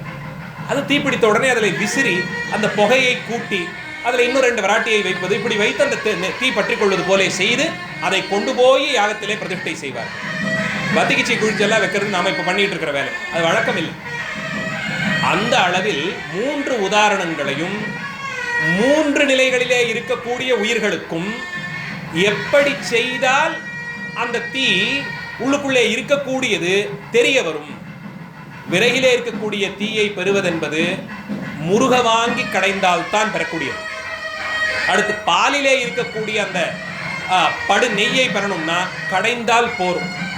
அங்கே முன்னிற்கும் தன்மையாக இருப்பது விஞ்ஞான கலர்களுக்கு ரத்தினத்திற்குள்ளே பொருந்திருக்கும் ஒளி போலே. இப்படி அந்த 3 நிலைகளிலே இருக்கும் உயிர்களுக்கும் பெருமான் ஒன்றாய் உடனாய் வேறாய் இருக்கும் தன்மையை இந்த அளவிலே அறிவிக்கிறார். இப்போ இந்த எல்லாவற்றையும் கேட்டுக்கொண்டு பாடலுக்குள்ளே போறோம். இந்தனத்தில் அங்கி, எரியுறு நீர், தேனில் இரதம், கந்தமலர் போது, வான்கால், ஒளி கண். இந்தனம் என்று சொன்னால் மரத்தை குறிப்பது. மரத்திற்கு இந்தனம்னு பேர். கீழே சொன்னதுதான் விறகில் தீயினன். மரத்துண்டுக்குள்ளே அக்னி இருக்கு. அங்கின அக்னி, அங்கின அக்னியை சொல்லுவது. மரத்துக்குள்ளே அக்னி இருக்கு. அது எப்படி கொள்ள முடியும்? அந்த அக்னி இல்லைன்னா கடையும் போது அதுலேருந்து எப்படி அக்னி வந்தது? நெருப்பில் இட்ட போது அந்த அக்னி ஸ்பர்சம் எப்படி அதற்கு பிடித்து கொள்ளும் தன்மை வாய்த்தது? ஆனால் எடுத்து பார்த்தா நெருப்புக்கு நீங்கள் என்ன குணம் சொல்றீங்க? வெப்பம் இருக்கும், ஒளி இருக்கும். இது ரெண்டும் மரத்துண்டல் இல்லையே. மரத்தை கையில் தூக்கி பார்க்கிறோமே, வெப்பம் ஒன்றும் தெரியல. அது அக்னியில் இருப்பது போல உஷ்ணமோ அதனுடைய மற்ற குணங்களோ அங்கே வெளிப்படலை. ஆனால் என்ன சொல்றோம்? மறைய இருக்கு, அது உள்ள இருக்கு. தகுதியான முறையிலே அதை முருக வாங்கினார், முருக வாங்கி கடைந்தால் அதன் உள்ளே இருக்கக்கூடியது வெளிப்பட்டு வந்துவிடும். இது ஒரு உதாரணம். இரண்டாவது, எரியுறு நீர். தண்ணீரை கொதிப்படைய செய்தால், அந்த எரியும் அக்னி மேலே ஒரு பாத்திரத்தில் நீரை கொண்டு போய் வைத்து விட்டால் இந்த தன்மை அதுக்கு மாறுது, அது வாங்கிக்குது. இயல்பாக அதுக்கு அந்த உஷ்ணம் இருக்கல. நெருப்புக்கு ஏதோ ஒரு விதத்தில் இருக்கக்கூடியதை அதோடு சம்பந்தத்தில் வந்ததாலே அந்த வெப்பத்தன்மையை இது சேர்த்து கொண்டது. மூன்றாவது, தேனில் இரதம். இரதம்னா ரசம். ரசம் சுவை. தேனினுள்ளே சுவை போலே. அந்த தேனினுள்ளே சுவைங்கிறது எப்படி வந்தது? ஒரு முறையும் அதை சேர்க்கும் போது அந்த அனுபவத்தை எப்படியெல்லாம் மாற்றி மாற்றி தருகிறது. மூன்றாவது, கந்த மலர் போது. மலர் போதுன்னா பூத்த பூ, அதிலே இருந்து வரக்கூடிய வாசம் போலே, அதிலிருந்து வரக்கூடிய அந்த அடர்த்தியான வாசம் போலே.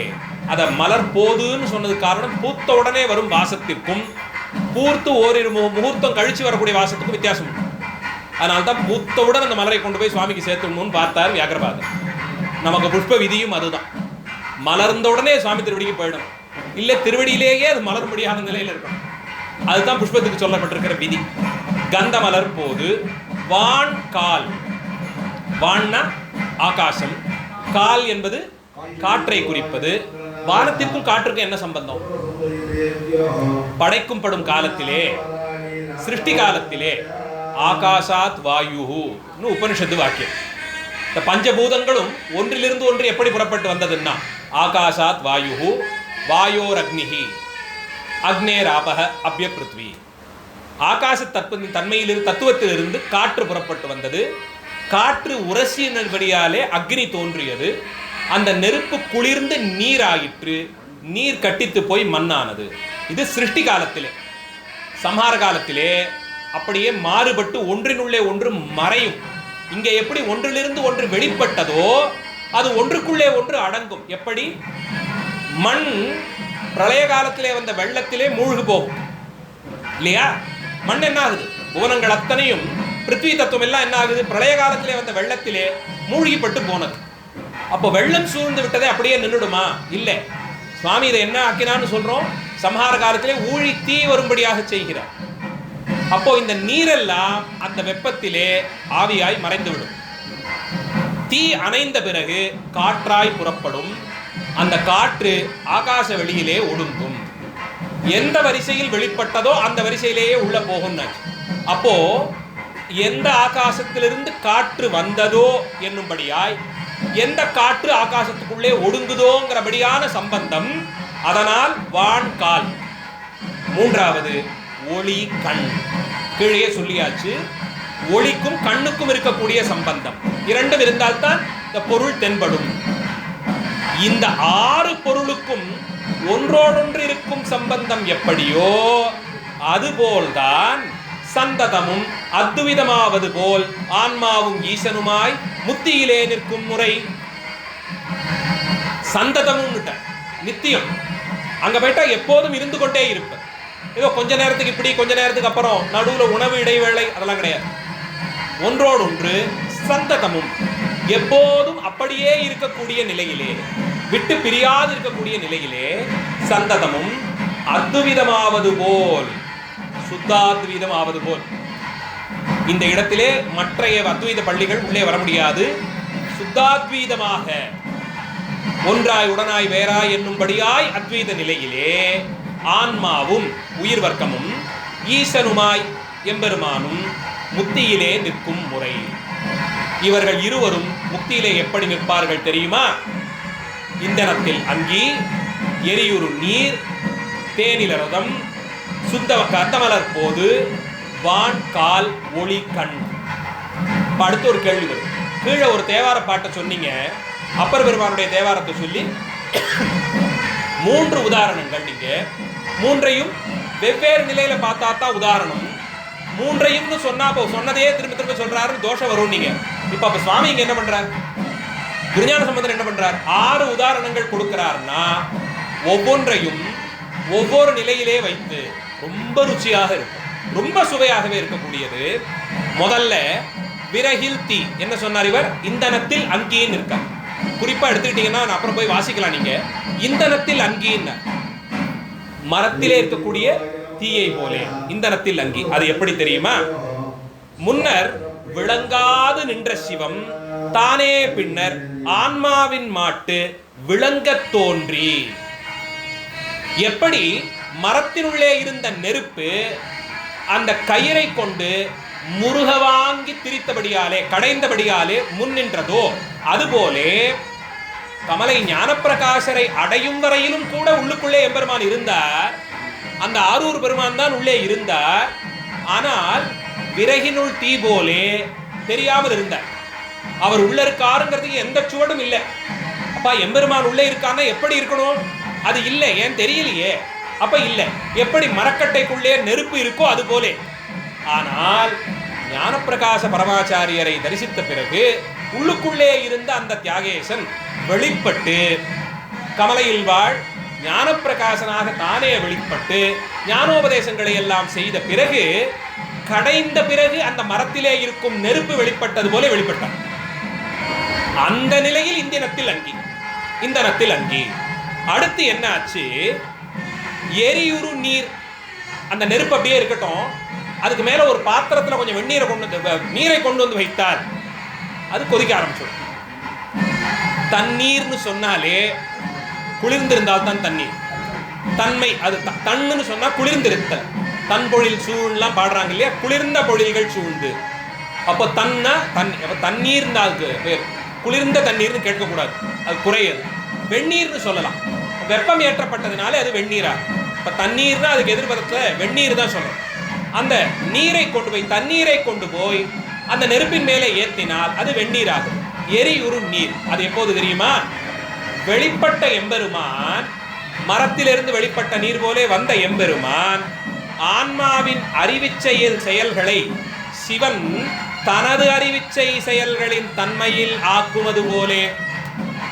முக்தி நிலையிலே இவ்வளவு தோஷங்கள் சொன்னீங்களே இந்த உயிருக்கு, இவ்வளவு அறிவீனமாகத்தானே இருந்தது. அது அங்க போன உடனே மாறும்.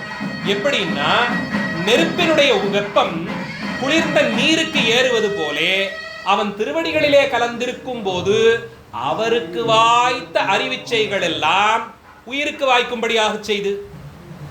எப்படின்னா, எரியுறு நீர் போலே. இல்லைன்னா அங்க போய் நமக்கு இதுதான் காட்டி கொடுத்தா கூட தெரியும் அளவிற்கு கூட ஞானம் இல்லை. நான் தான் காட்டியே கொடுத்தாலும் தெரியும் அளவிற்கு ஞானம் இல்லை என்னும் போது இதுக்கு என்ன புறம்? அவன் அறிவிச்சைகளை அவருக்கே உரித்தான சிவன் தனது அறிவிச்சை செயல்களின் தன்மையை இதற்கு ஆக்குமா போலே, உயிருக்கு ஆக்கி கொடுப்பது போலே, அந்த இடத்தில் எரியுறு நீர் போலே. மூன்றாவது என்ன ஆகுது? தேனில் ரதம் நிற்க. தேனினுடைய சுவை போலே. தேன் ஏற்படுத்தக்கூடிய சுவை போல. தேனிலே இருக்கக்கூடிய சுவை என்ன? இனிமை, இனிப்பு, தித்திக்கும் தன்மை. அவ்வழி சிவன் இத்தன்மைதென்று உரைக்க வாராத இன்பபோகமாய் விளையுமாற்று. மூன்றாவது என்ன ஆகுது? தன்னுடைய அறிவிச்சை எல்லாம் கொடுத்த பிறகு என்ன ஆகுது? அந்த அறிவிச்சை பெற்றபடியாலே இப்பத்தான் சாமின்னா என்னன்னு தெரியுது. எப்படி தேன் இனிமையானதுங்கிற தலைப்புல 8 பக்கத்துக்கு ஒரு கட்டுரை எழுதி கொடுத்தாலும், அதை வாசித்தாலும், ஒரு கைப்பிடி தேனை வாரி உண்டால் மட்டும்தான் அதனுடைய சுவையை அறிய முடியும். எவ்வளவு இங்கே சொன்னாலும் கூட தன்மையை அறிய முடியாது. இன்ன தன்மையன் என்று அறிவொன்னா எம்மானாய். அவர் அப்படித்தானே இருக்கார். இங்கே அறிவிச்சைகளை எல்லாம் தன் தன்மையினுடையதை மாற்றி கொடுத்தபடியாலே, நெருப்பினுடைய வெப்பம் நீருக்கு ஏறுவது போலே இங்கே பெருமான் மாற்றி கொடுத்தாரோ அந்த தேனின் சுவையை அறியும்படியாய். இது மூன்றாவது நிலையிலே. மூன்றாவது. நான்காவது நிலை கந்தமலர் போது. மலரின் மனம் அப்போகம் மேன்மேலும் புதிதி புதிதாய் விளையுமாற்று. ஒரு நிலையிலே அந்த முத்தி இன்பத்தை அடைந்து விட்டேன், அது காலவரைக்குட்பட்டதா? அவ்வளவுதான், முடிஞ்சிடுச்சா, வாங்க இப்படி வந்துருங்க அப்படின்னாங்களா? இல்லை. அதனால் தானே இங்கே வாய்க்கக்கூடியதா இருக்கும் அனுபவம் அளவுபட்டு இருக்குன்னு சொல்றோம். இல்லை, என்னத்தான் இங்கிருந்து போயே தியாகேச பெருமானை தரிசித்தாலும் அங்கே யாரும் அவ்வளவு சுலபத்தில் போங்கன்னு சொல்ற வழக்கம் இல்லை. வருபவர்களே யாருக்கு வாய்த்ததோ அவர்கள் தான். என்னானாலும் ராத்திரி 9 மணிக்கு கோயில் காப்பு சேர்க்கணும்னா ஏன் அப்படி வந்துருங்கன்னு சொல்லுவாங்க. அப்போ அந்த இடத்துல அளவுபட்டு போயிடுதா? அடுத்த நாள் காலை 6 மணி வரையிலும் அந்த அனுபவம் இல்லையே. ஆனால் இங்கே அந்த முக்தி இன்பம் மலர்ந்த மலர் வாசனையை வீசிக்கொண்டே இருப்பது போலே, தேனின் சுவை கூட நாவினுடைய சுவை உள்ள வாங்கின உடனே மறந்துவிட்டு போயிடும். எந்த சுவையும் அப்படித்தான். ஆனா ஒரு ஊதுவத்தையை ஏற்றி வைங்க, அது அணையும் தனையும் அந்த இடத்துல இருந்து கொண்டே இருக்கும். நீங்கள் வேண்டாம்னு சொன்னால் அதை தடுத்து நிப்பாட்ட முடியாது, அது இருந்து கொண்டே இருக்கும். மலர் போது போலே, அதோடு கூடிய கந்தம் போலே, அந்த மலரிலிருந்து அந்த வாசத்தை நீங்கள் ஒரு காலத்திலும் நீக்க முடியாது. அதுபோல இங்கேயும் அந்த முத்தி இன்பத்திலே வரக்கூடிய அந்த இன்பத்தன்மை பூவிலிருந்து புறப்படும் கந்தம் போலே நீக்கமர நிறைந்து. இது நான்காவது நிலை. அடுத்தது வான் கால். ஆகாசத்திற்கும் காற்றிற்குமான தொடர்பு. அது எப்பேற்பட்டது? காற்றிற்கு வான் ஆன்மாவை சிவன் தனது திருவடி வியாபகத்திற்குள் அடக்கி கொள்ளுமாற்றிற்கும். எப்படி புறப்பட்டு வரும்னு சொன்னோம்? ஆகாசாத் வாயுஹூன், ஆகாசத்திலிருந்து புறப்பட்டு வருவது. சம்ஹார காலத்தில் என்ன ஆகுது? இந்த காற்றுத்தன்மை உள்ளே ஒடுங்குது. அங்கே என்ன தெரியுமா ஆகும்? 5வது நிலையிலே தன்னுடைய திருவடி வியாபகத்தாலே தான் உள்ளே வாங்கிக் கொள்ளும் அளவிற்கு, எப்படி நந்தனார் பெருமான் நந்தனாருக்கு திருநாளை போவாருக்கு எப்படி வாய்த்ததோ அதன்படி அந்த திருவடியை பார்த்துக்கிட்டே போனார். அந்த வியாபகத்துக்குள்ளே கலந்த மணிவாசக பெருமான் திருவாசக பொருள் இதுதான் காட்டி கொடுத்து சபைக்குள்ளே பிரவேசம் பண்ணார். அந்த திருவடி வியாபகத்திலே கலந்தார். ஒவ்வொரு உயிரும் அதை படித்தான். அப்படி முக்தி இன்பத்திலே அந்த திருவடி வியாபகத்திலே ஆகாச தத்துவத்துள் காற்று கலப்பது போலே கலந்து அந்த நிலையில் அடக்கி கொள்ளும் ஆற்றிற்கு அது அடக்கி வைத்துக் கொள்ளும். வெளிப்படுவதற்கு வாய்ப்பில்லை. அங்கே போய் அந்த திருவழி நிழலிலே இளைப்பாரும் உயிர் அங்கே நின்று அது உள்ளே இழுத்துடுது. அதுல இருந்து வெளிப்பட்டு வருவதற்கு ஐயா போதும், இந்த இன்பத்தை நிறைய அனுபவிச்சுட்டேன், என்ன கொஞ்சம் கீழே விட்டுடுறீங்களா? அதுக்கு அந்த பேச்சே கிடையாது. வியாபகத்திற்குள்ளே அடங்கி கொண்டிருக்கும் மாற்றிற்கும். 6வது ஒளி கண். கண்ணின் கதிரொளி அம்முத்தி காலத்தும் ஆன்மாவிற்கு சிவத்தினது உபகாரமின்றி அமையாதவாற்றிற்கும்.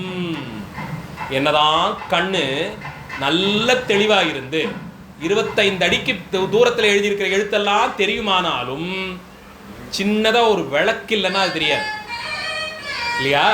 அந்தபடிக்கு தான் ஆகாச தத்துவத்தில் ஒடுங்கிய காற்று போலே ஒடுங்கினாலும் கண்ணுக்கு ஒளி எப்படி இன்றியமையாததோ அதன்படிக்கு முக்தி காலத்திலும் திருவருள் துணையோடேதான் அது ஆழ்ந்திருக்கும். அதனால்தான் நடராஜ திருவுருவத்துக்கு பக்கத்தில் சிவகாமி அம்மன் இல்லாது நாம் நிறுத்துவதில்லை. முக்தி இன்பத்தை அடையக்கூடிய உயிர் இருக்கும் நிலையை ஒரு மாதிரி நமக்கு புரியும்படியாக சொல்லுவது நடராஜ திருவுருவம். அந்த தூக்கிய திருவடித்தான் நமக்கு லட்சியம்ங்கிற அளவிலே தான் அடியார்கள் அத்தனை பேரும் நின்றார்கள். இந்த மன்றினுள் ஆடிய எடுத்திட்ட பாதத்தை தானே கொண்டாடுகிறோம். அழுந்தின திருவடி கூட இல்லை, மேலே தூக்கி இருக்கும் திருவடி எதுவோ அதுக்குத்தானே.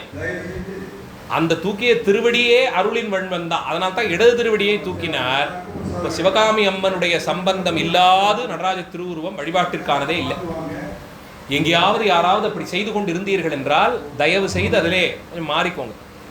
உடனே ஒரு விசாரம் பண்ணலாம், சுவாமி திருமேனியில இடது பாகத்திற்குரியவள் அங்கே இருக்காளே அப்படின்னு. அதை பார்க்கும் அளவிற்கு நமக்கு பக்குவம் வந்துட்டுதுன்னா முதல் முன்னம் அங்கே அந்த திருமேனியே நமக்கு தேவையில்லை.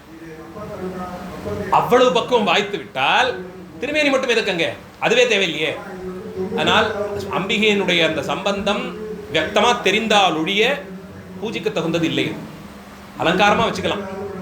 அது சுவாமிக்கு அம்பிகையினுடைய அந்த சம்பந்தம் வியக்தமா தெரியணும், அது தெளிவா. அதனால் இத்தனை ஆயிரம் சிவாலயங்கள் எடுப்பித்த அரசர்களோ அல்லது அவர்களுக்கு வழிகாட்டிகளாக இருந்த ஞானாசிரியர்களோ அங்கே காலங்காலமாக பூஜித்து வரக்கூடிய சிவாச்சாரியர்களோட இந்த விஷயம் தெரியாமலா எடுத்தார்கள். எத்தனை ஆயிரம் செப்பு படிமங்களை எடுப்பித்து எத்தனை அரசர்கள் அத்தனை கோயில்களையும் நிறுவி வழிபட்டார்களே. எங்கான ஒரு இடத்துல சிவகாமி அம்மனுடைய சம்பந்தம் இல்லாது நடராஜ பெருமானுக்கு திருவுருவம் எடுத்து பார்க்கிறோமா? முத்தி இன்பத்திலேயே ஆழ்ந்திருந்தாலும் மறவாது திருவருள் விளக்கம் வேணுங்கிறத காட்டி கொடுத்துறார். கண்ணுக்கு ஒளியினுடைய சம்பந்தம் இல்லாமல் எப்படி எந்த பொருளும் தெரியாதோ அதுபோலே, அதனுடைய உபகாரம் இல்லாத எப்படி தெரியாதோ அதுபோலே ஆன்மாவிற்கு சிவத்தினது உபகாரமின்றி அமையாது என்ற நிலைக்கு ஒளி கண்கிறத 6வது உதாரணத்தை எடுத்து. இது 6ம் தனித்தனியே உதாரணங்கள் இல்லை. 6 விதத்திலேயும் இந்த பொருள்களுக்கு என்ன சம்பந்தமோ அந்த சம்பந்தம் ஒவ்வொரு நிலையிலுமாக இருந்து முக்தி இன்பத்திலே உயிரோடு பெருமானுக்கு ஏற்பட்ட சம்பந்தம். முதல் முன்னம் இந்தனத்தில் அங்கி போலே, அதுவரையில் உள்ளுக்குள்ளே மறைபொருளாக இருந்தது வெளிப்பட்டிருக்கு. இரண்டாவது, இதனுடைய குணமெல்லாம் இவருக்கு இருக்கக்கூடிய அறிவிச்சை தன்மைகள் எல்லாம் இதற்கு வரும்படியாக செய்து, எப்படி வெப்பத்தோடு நெருப்பிற்கு இருக்கக்கூடிய அந்த வெப்பங்கிற குணம் மேலே ஏற்றி வைக்கும் தண்ணீருக்கு வருவது போலே. மூன்றாவது, அப்படி பெறப்பட்ட பிறகு அந்த இன்பத்தை நுகரத் தொடங்கும், எப்படி தேனுக்கு சுவை இருப்பது போலே. அந்த சுவையும் அளவுபட்டதாக இருந்து விடாது, மலரிலிருந்து பிரிக்க முடியாததாக மனம் என்ற குணம் இருக்கிறதே அதுபோலே பிரிக்க முடியாததாக அந்த இன்பம், அந்த அனுபவம் அப்போதைக்கப்போதே இன்பம் தருவதாக இருக்கக்கூடிய நிலையிலும். ஐந்தாவது, இப்படி பெறப்பட்ட அந்த அனுபவத்தின் வழியே தூக்கிய திருவடியினுடைய வியாபகத்தினுள்ளே ஆகாச தத்துவத்தில் வாயு தத்துவம் அடங்குவது போலே தானும் அடங்கி. ஆறாவது, அந்த நிலையிலும் கூட இவருடைய உபகாரம் இல்லாது தனித்து இயங்குவதற்கு லாயக்கு இங்கே இல்லை, லட்சணமே இல்லை. எப்படின்னா கண்ணும் ஒளியும் போலே, கண் பார்வையும் ஒளியும் போலே இந்த 6 நிலைகளிலேயும் இருந்து கொண்டு முக்தி இன்பத்திலே சுத்தாத்வீத முக்தி நிலையிலே உயிரானது பெருமானோடு சம்பந்தப்பட்டிருக்கும் என்பதை இந்த பாடலின் மூலமாக ஸ்தாபிக்கிறார். ரொம்ப முக்கியமான பாட்டு, ரொம்ப சூட்சுமமாக சுத்தாத்வைத சைவ சித்தாந்தம் மோட்சத்திற்கு வறுத்து கொடுத்திருக்கக்கூடிய வரையறை செய்திருக்கும் இலக்கணம் என்ன, அதிலே எம்பெருமானுக்கும் உயிருக்குமான தொடர்பு என்ன, பதிக்கும் பசுவுக்குமான தொடர்பு என்னங்கிறத 6 நிலைகளிலே இருக்கக்கூடியதற்கு தகுதியாய் 6 உதாரணங்களை சொல்லி எவ்வளவு பெரிய உபகாரம் இதெல்லாம். எடுத்து வாசிக்கிறதுக்கு நேரம் இல்லைன்னு சொல்லிட்டு கிளம்பினாலும் குறைந்தபட்சம் தினமும் இந்த ஞானசம்பந்த பரமாச்சாரியருடைய பெருங்கருணை எண்ணித்தாவது கைகூப்பி வணங்கணும். இவ்வளவு சுலபமாக இந்த உதாரணங்கள் இதெல்லாம் மாபாடியம் பேசும், பக்கம் பக்கமாக எழுதி பேசும். மொத்தமாக வாசித்து முடிக்கிறதுக்கு பெரியவர்களே 8 வருஷம் 10 வருஷம் எடுத்துக்கிட்டு இருக்காங்க. அதுக்கெல்லாம் இப்போ முடியலேன்னும் போது ஒரு அளவிலே அதை எல்லாத்தையும் சுருக்கி ரத்தன சுருக்கம் என்பது போலே வாஸ்தவத்தில் இதுதான் ரத்தன சுருக்கம். அந்தபடிக்கு இதை அமைத்து கொடுத்திருக்கிறார்கள் நம்முடைய பரமாச்சாரியர்கள். எதிர்பார்த்தார்களா 500 வருஷத்துக்கு முன்னாடி இப்படி ஒன்றை செய்யும் போது? என்றோ ஒரு நாள் எங்கேயோ 2024 இங்கே மருந்தீச்சரத்தில் யாரோ உட்கார்ந்து இதை சிலர் இதை அனுபவிப்பார்கள்னு நினைத்தார்களா? என்ன சங்கல்பத்துக்கெல்லாம். அதனால தான் இதெல்லாம் அவர்களேதோ அவர்கள் வாக்கிலிருந்து வந்தது இல்லை. எம்பெருமான் என்றோ நடந்து முடிந்து 5 நூற்றாண்டுகள் கழித்து இன்னைக்கு இதை யாரோ சிந்திப்பார்கள் என்ற அந்த சங்கல்பத்தின் மூலமாக வந்தது. அதனால் தான் யானாய் தன்னை தான் பாடின்னு விட்டாங்க. தானாக இருந்து என்னுள்ளிருந்து அவன் அறிவித்தான் என்பது தான் ஆச்சாரியர்கள் கொள்ளுகிறார்.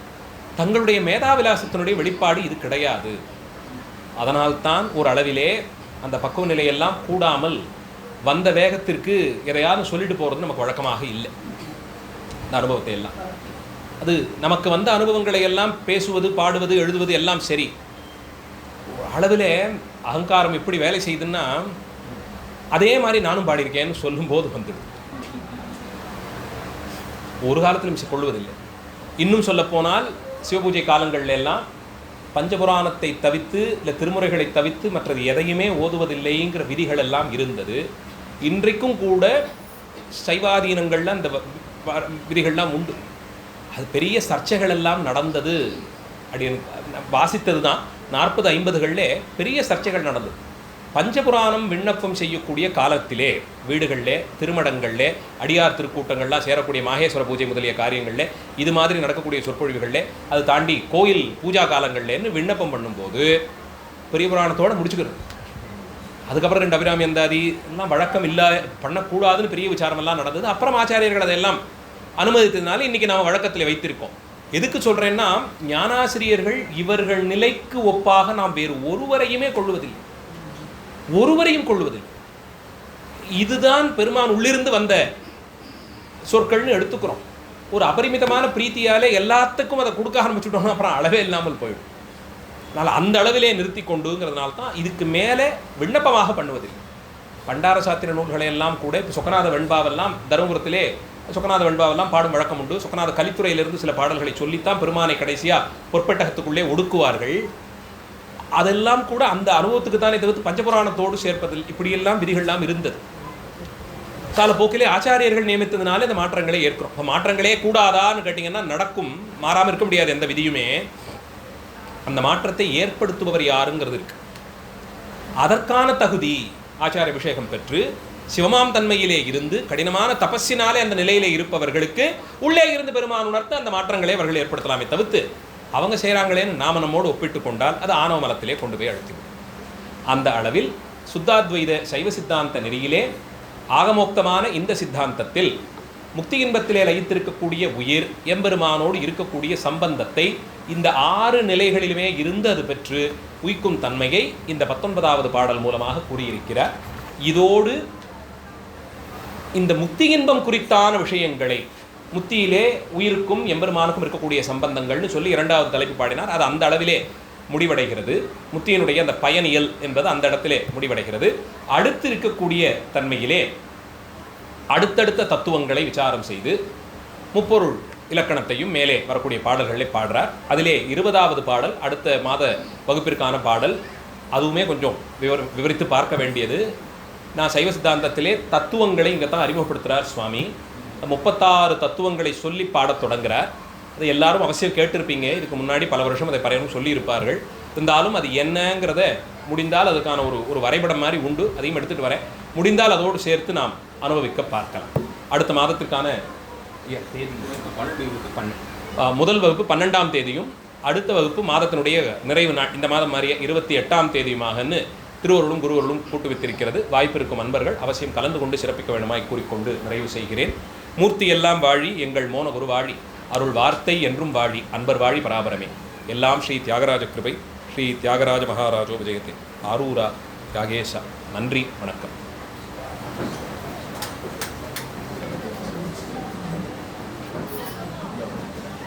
Okay.